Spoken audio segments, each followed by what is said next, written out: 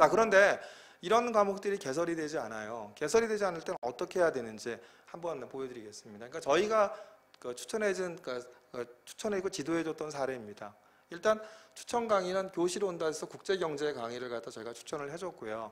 온라인 강의로는 생각보다 가까운 FTA 그래서 정인규 교수님의 강의를 추천해줬고, 추천 도서는 브렉시트와 신국제금융질서에 대한 부분 도서를 추천해줬습니다. 그래서 후속 활동으로는 브렉시트를 통해 보는 경제공동체 이점과 한계 보고서 작성, 이런 후속 활동을 했고요. 학생부 예시로는 뭐냐면 이제 학생부에서 경제 수업에서 자기가 관심 있는 분야에 대한 발표하는 수업을 통해서 있었을 때 이런 부분들에 대한 교실 온답 강의를 듣고 자기가 탐구한 내용, 이런 부분, 그 다음에 책을 읽고 학습한 내용들을 나타낸 예시입니다.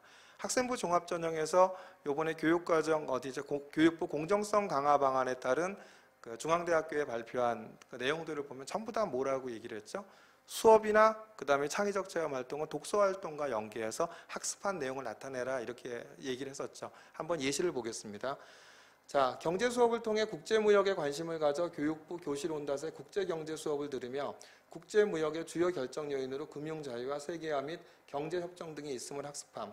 FTA와 WTO 같은 무역협정과 EU TPP의 경제동반자 협정의 효과를 이해하고자 온라인 강의 생각보다 가까운 FTA를 찾아 들으며 주도적으로 경제 과목을 심화학습하는 열의를 보여줌. 논란이 되었던 영국의 EU 탈퇴 논의를 통해 경제협정의 효과가 국가경제 제반사항에 따라 차별적으로 적용될 수 있음을 깨닫고 각 국가의 물가, 환율에 따른 국제수지 효과를 규명하고자 도서 브렉시트와 신국제금융질서를 읽고 이를 바탕으로 브렉시트를 통해 보는 경제공동체 이점과 한계에 대해 탐구함. 리카도의 비교우위 이론과 국제무역론의 핵시올린 이론을 통해 시장 개방 및 높은 수준의 경제협정이 갖는 효과와 한계를 이론적으로 설명하고 브렉시트가 갖는 사회적 요인을 다각적으로 고려하여 경제현상을 해석하는 깊은 통찰력을 보여줌. 이렇죠?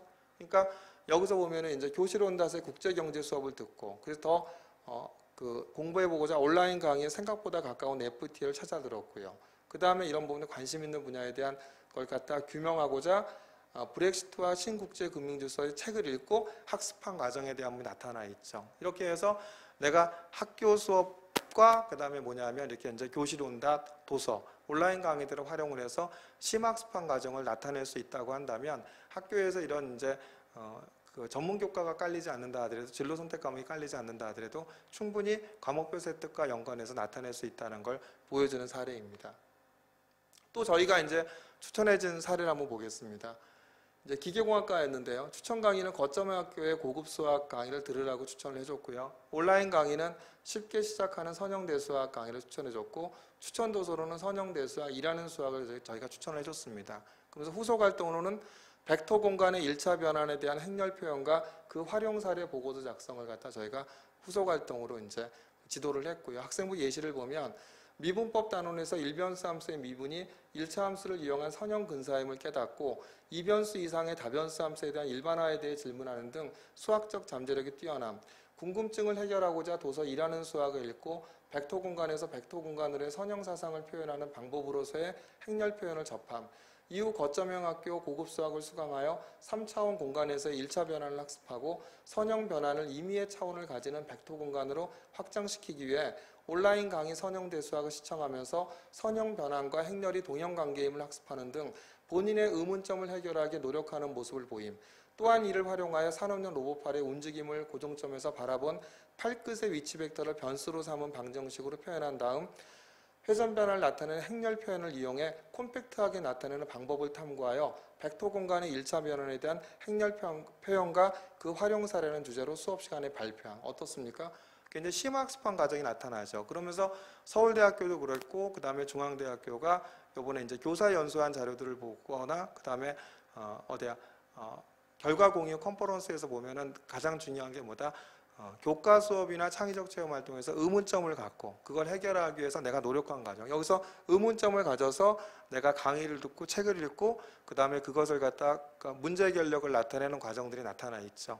이런 걸 통해서 반드시 심화학습한 과정을 나타내는 것이 바로 이제 학생부 종합의 중요한 평가 요소라는 것을 아실 수 있을 것입니다.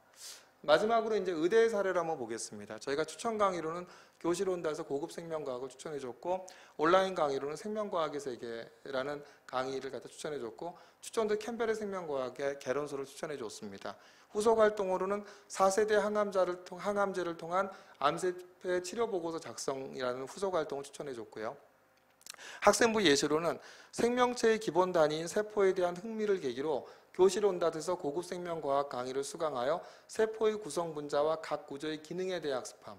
더 나아가 캠벨 생명과학을 참고하여 세포가 어떻게 생장하고 다른 세포들 사이에서 어떻게 의사소통을 하는지 학습하면서 세포 간 의사소통 작용 기전을 더 알아보고자 생명과학의 세계를 수강하는 등 자기주도적으로 학습하는 면모를 보임. 이를 통해 세포의 생장 단계와 세포들 사이에서의 단백질을 통한 신호전달 메커니즘, 생장 과정 혹은 신호전달 과정의 오류로 인한 암세포의 기원과 발달에 대해 이해하고, 이를 바탕으로 4세대 항암제를 통한 암세포의 치료 탐구하여 암세포의 신호전달 과정을 살펴보면서 4세대 항암제를 통한 항암치료에 대한 동향을 정리하여 발표함. 이렇게 얘기했죠. 여기서 이제 서울대학교의 서울대학교의 고교생활 가이드북을 보면 어떤 내용이 있으면 이런 내용이 있을 겁니다. 서울대학교 아로리에 나와 있는 내용이죠. 자, 본인이 하고 싶어하는 공부를 하고 싶은데 학교에서 과목이 개설되지 않아요. 이럴 때는 어떻게 하면 좋죠? 이럴 때 서울대학교가 얘기한 게 뭐냐면, 하고 싶어하는 공부를 포기하는 것도 서울대학교가 바라는 인재의 모습은 결코 아닙니다라고 얘기했습니다. 이럴 때는 어떻게 해야 되냐? 관련된 도서를 읽고, 근데 그 관련된 도서가 어떤 도서? 교양도서나 개론서도 상관이 없습니다. 그래서 학교 도서관을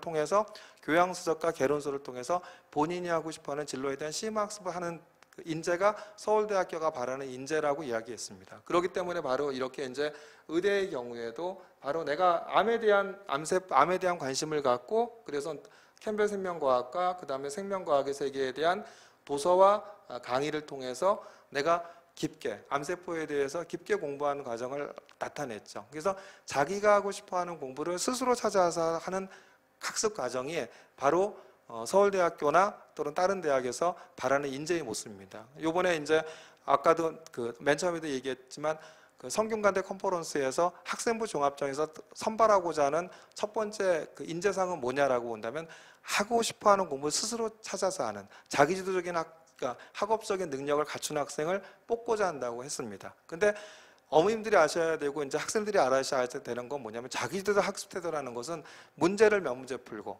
반복적으로 매일 오답 노트 만들고 이런 학생이 자기주도적 학업 태도를 갖춘 인재가 아닙니다. 그 학생은 성실한 학생인 것뿐이고요.